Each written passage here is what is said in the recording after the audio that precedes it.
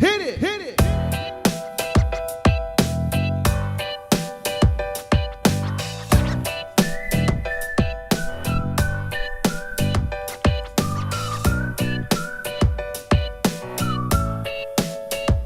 Hi, I'm Marley Bird and you're watching the Marley Bird YouTube channel. In this video, I'm going to show you how to add a crochet ribbing to a finished sweater.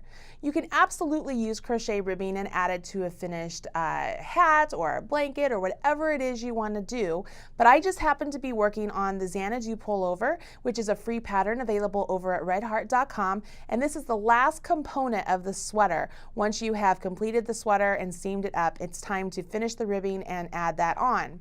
So we're going to talk about that today. If you want to make your own Xanadu pullover, please click that link right there and you can go download the instructions and order all the materials you need right there at redheart.com. Take a look down here and I'm going to show you what we're doing today.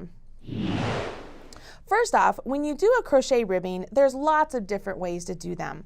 For this particular ribbing, I decided to do a double crochet row combined with 3 single crochet rows. And I worked in the back loop only.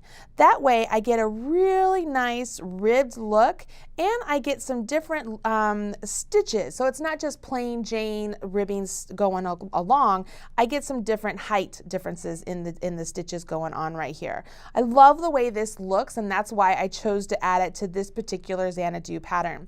Yes, I chose to do that because the Xanadu is my pattern. I am the designer of it. So once you've completed this ribbing, which the instructions are written right there on the directions over at redheart.com, you are finished up with the ribbing and it's time to add them to your finished sweater. So that's what I'm going to show you how to do. Now, so that you guys can see the contrast between the ribbing that I've completed and the finished sweater, I'm using a sweater that was already completed, purposely not with ribbing, because the crocheter did not want to have ribbing on hers. So I'm going to use her sample to show you how to add the ribbing.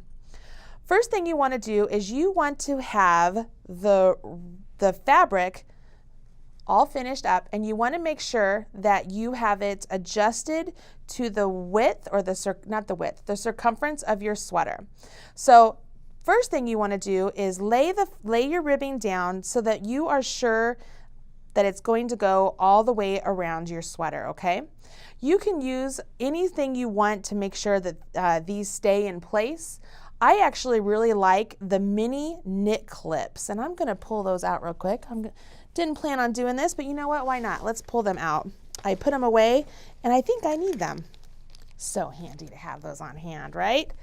Okay, so the mini knit clips, you can find them at redheart.com. They are a Susan Bates product, and they're super cool. I used them when I was seaming up the sweater as well. So if you watched that video, you know what these are. But they're just little clips, and they have a nice prong that comes out, and it connects up with the hole in the other side, and so it clips the pieces together without damaging the yarn. So I'm going to go ahead and I'm going to match up one side of my ribbing to the edge of my sweater. I'm going to match those up. Now I know that I need to make my other edge of the sweater go all the way across, right? I need to make sure it goes all the way around. So before I start pinning anything else, I'm going to bring it all the way around the sweater, and I'm going to bring it over here to this side and pin it here.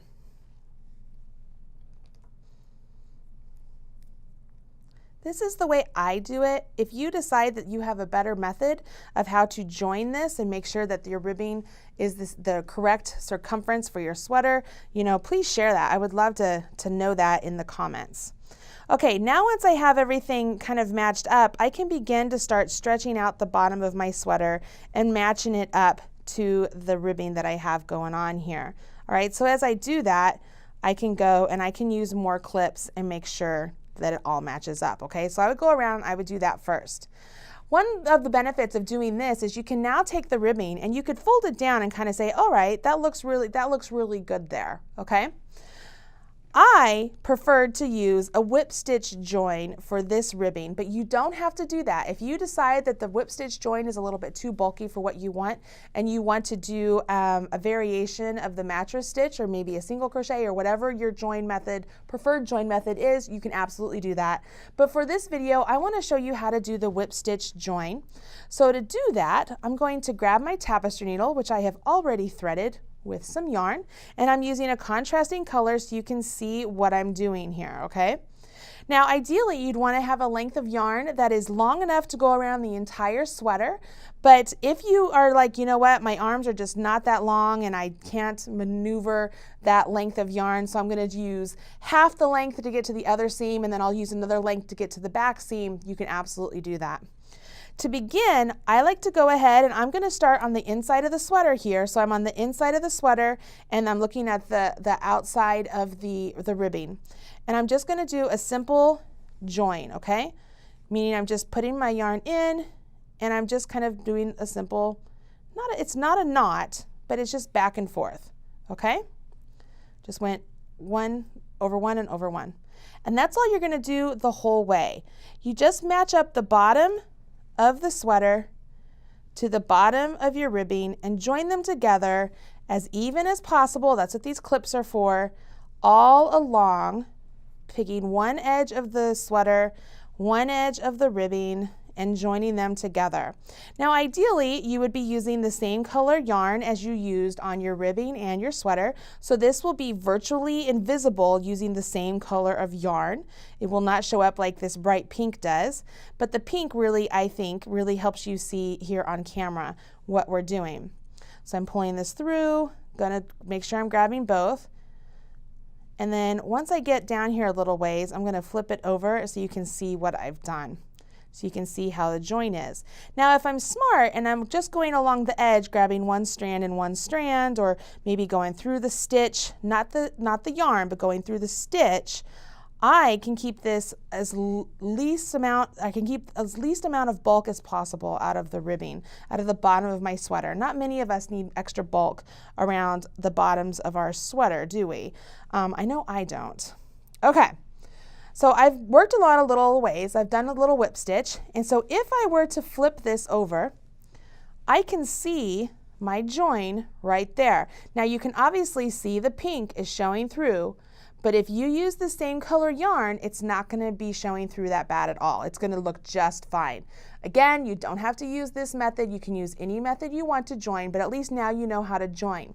Now I do want to mention there's a reason I started my join at the side seam.